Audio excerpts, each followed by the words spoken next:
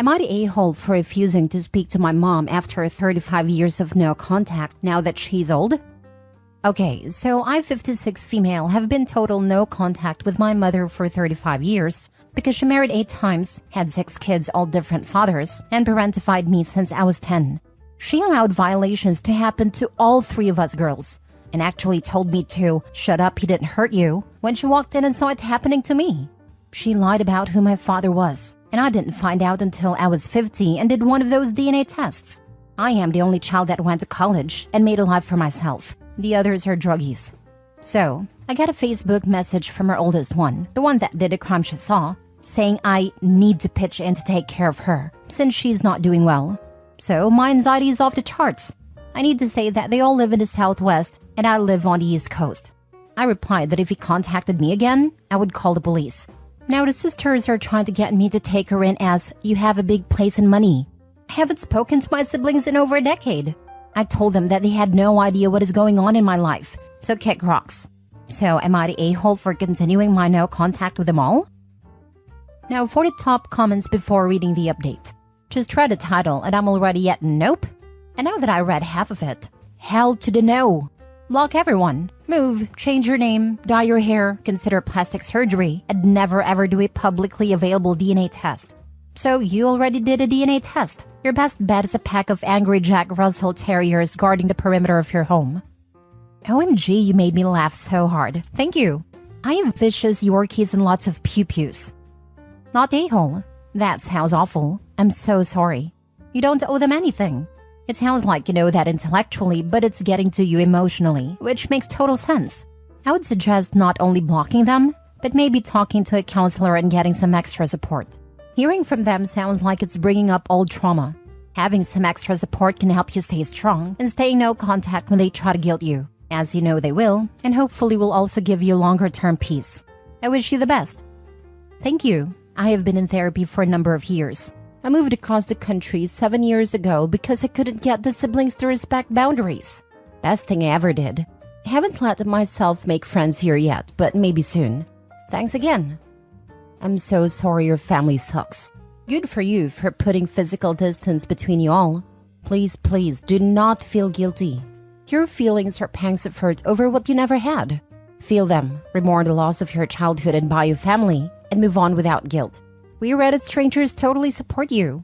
Your mental health is so important. Not the a-hole. Why were they not all blocked? Hadn't heard from any of them in 10 years because I had blocked them. But some idiot showed them how to make new accounts because none of them are smart enough to do it on their own. Lol. Not the a-hole. My partner comes from an insanely abusive and toxic family, his mother being the root of all evil. He once told his therapist that he feels bad for not talking to her because she's getting old. His therapist asked him if he thought her aging erased all that she had done. Obviously it had not. He said just because someone is old doesn't mean they automatically become a better person or regret all the damage they had done. It just means they're old. Just keep blocking. You don't owe any of them anything. Now for the mini update. Okay folks, hope this is the way to update. I decided to do what like 100% of what y'all said. I sent a group email to the lot of them, telling them that I would not be engaging in their theatrics. They could figure out what to do with Mommy Dearest, and I will not be a part of their solution. I said I will be blocking all of them, and if they contacted me in any way, shape, or form, law enforcement would be contacted. Then just for good measure, I told them all to buzz all the way off, and have the day you deserve. Thanks everyone for reaffirming what I knew was right. Next story. Am I the a-hole for refusing to cater for my sister's wedding after she ghosted me for 5 years? I'm male 33, I'm a professional chef, and own a successful upscale restaurant in my city. My younger sister, female 29, and I used to be best of friends, until 5 years back when we had a falling out over a minor issue. She lent a prized book of mine to her friend without asking me, and it came back in a state of disrepair. The disagreement spiraled into a fight and she cut me off completely, refusing to communicate with me despite my numerous attempts to apologize and fix things. 3 weeks back, out of nowhere, I received a call from her. My joy was short-lived when she quickly got to her point. She was getting married and wanted me to cater her wedding, for free. Moreover, her request was not merely to provide a main course, but also specialized gourmet meal options for her cosmopolitan guest list. A task that involves a lot of work and money. I've felt a pang of hurt. It felt incredibly selfish and hurtful that after 5 years of silence, she contacted me for a favor, an expensive one at that. Hence, I declined, telling her that while I was happy about her upcoming nuptials, it was unfair of her to expect me to invest so much of my time, resources, and expertise for free, especially after the way she treated me. Now my parents are upset with me, saying that it's been long and I should have forgiven her. They think I'm being vengeful and using this opportunity to get back at her. But honestly, I'm just deeply hurt. Am I the a-hole here? Not the a-hole. She didn't call to make amends. She hasn't apologized. She called for expensive freebies. If she wanted to make amends, she would have apologized and offered to pay for what she was requesting. Remind your parents that this isn't you getting back at her, but refusing to pay X out of pocket for someone who is now a stranger. Mom and Dad are on your case because they don't want to get stuck with a catering bill. Hold firm. Nowhere in there does OP say that he's even actually invited to the wedding. Sis definitely sounds like the kind of a-hole who would tell him that he's there as a caterer, not a guest. If you're catering it, you basically can't attend. Maybe toward the end of the reception, when the rest of the staff is only doing cleanup. But the amount of prep beforehand probably rules out both the wedding and most of the reception. Thanks, I really appreciate this answer. Thinking about the next steps. Might try talking to my parents and sister. If you happen to make it to that wedding, apologize to her partner for me, because your sister sounds like an entitled nightmare. She didn't even try to sugarcoat the request, and on top of that is actively trying to take advantage of you and your success. This request goes beyond forgive and forget. I could understand if the agreement was to pay for the cost of ingredients and utilities, and maybe excluding your time. But to suggest what is probably hundreds of dollars, if not thousands, is simply outrageous. Imagine if you did this for free. I'd bet just about anything to say, she immediately goes back to radio silence. You are not the a-hole. Stay strong and hold on, OP. Don't give in and stick to your guns. Good luck. She didn't even try to sugarcoat the request. Yes, because in her head, she is kind of doing the first move and giving him the opportunity to apologize by doing this. That's how entitled people work. Not the a-hole. Not sure how her destroying your prized book makes you the bad guy, but the fact she thought she would guilt you into doing this for free is hilarious. Tell your parents you will do it if they pay you for it. Full price now, no discount. If they agree, then go ahead and do it. Otherwise, do not feel bad at all. Also would not go to the wedding. And the payment before the wedding. If you let it after, I bet they will not pay you. I wouldn't even allow her in the restaurant or her party. She'll probably destroy something else. I'm sorry that she's using you, but I wouldn't help her. And tell your parents to mind their business. They're not the ones having to shell out the cost, and the only reason they're pushing for it, so they can get it for free. Next story. Am I the a-hole for saying I am not an ant? I, 30 female, have no contact with my older brother, 34 male, or his wife, 28 female, and have not done for over a year. For around 3 years prior to that, our relationship was only upsetting. No matter what I did or said, his wife would claim I was behaving rudely or maliciously, and would scream and cry until I apologized. My brother, her parents, and her brother contacted me over the years to explain this was how she related to girls. Screaming and crying and reconciling afterwards was her way to be close to girls, and I was urged many times to play along and accept this about her, because over time we would become close from it. But it got to the point where it was unbearable. Every message and interaction with her is exhausting, and she delighted in putting me down in front of other people. My brother absolutely enabled this and made everything worse. In fact, the final straw was him secretly recording a conversation we had where he asked me some deeply personal questions. At the time, I thought he was trying to be vulnerable together to mend our relationship, and I caught him playing the recording to her as they both laughed at me. I got a job opportunity far away and jumped at it, making going no contact suddenly much easier, and have not spoken to either of them since. They have also not tried to contact me since I moved. They recently had a child, something I only know about because my mom told me, and she has begun pestering me to visit them and send gifts/messages. I have tried to say no thank you, and even explained if they reached out, I would respond, but I am not interested in initiating contact. But every conversation I have with her now begins and ends with, "You are an ant now. You need to act like it," or some variation. So today I said, I am not an ant. I am not in this baby's life in any way, and she was really upset with me. She asked me if I was rejecting her grandchild, which of course I am not. She is welcome to have a relationship with whoever she wants and be as involved as she wants. But I am not in this baby's life, as an aunt or otherwise, and I don't see that changing in the future, honestly.